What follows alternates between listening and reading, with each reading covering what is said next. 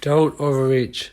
It's a well-known psychological phenomenon in studies that's been replicated that people tend to overestimate their own abilities. For example, when you ask people if you're above average on this, above average on this, the vast majority, I believe, of individuals say yes, which statistically is impossible because by definition only 50% should be above average, but many more than 50% say that they are above average in terms of positive traits and abilities. So why is this? I think there's a human tendency to overrate our own abilities and underrate the abilities of others and the influence of others.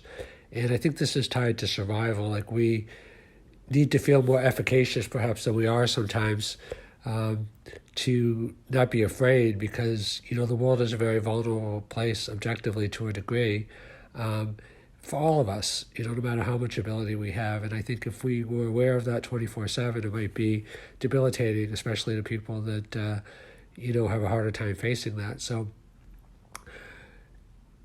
paradoxically, the most successful people are the most realistic and optimistic at the same time. A couple things to say about that.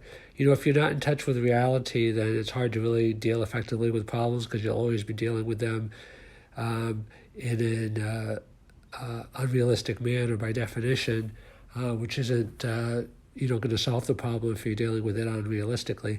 But at the same time, you do have to be, optimistic as well, because if you're totally realistic, you're just going to give up if you do every obstacle that you're going to face.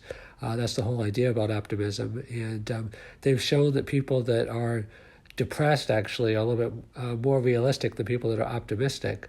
So realism is not always such a good thing because it could lead you to become, less persevering or, even in the extreme depressed. So how do you paradoxically become more enthusiastic than you should be, but realistic at the same time to solve problems? So it's kind of a dance. It's kind of like, how do you know when to zig and how do you know when to zag?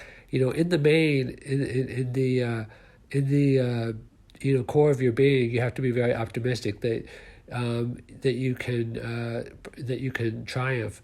And if you visualize that, like athletes, premier athletes always visualize their success. It trains the brain. Success is basically just a habit, and performance is a habit. But at the same time, you have to reality check along the way. So if you're just optimistic to the point of being Pollyannish, then you're not going to be very successful because when the obstacles come, you're just going to either ignore them or minimize them.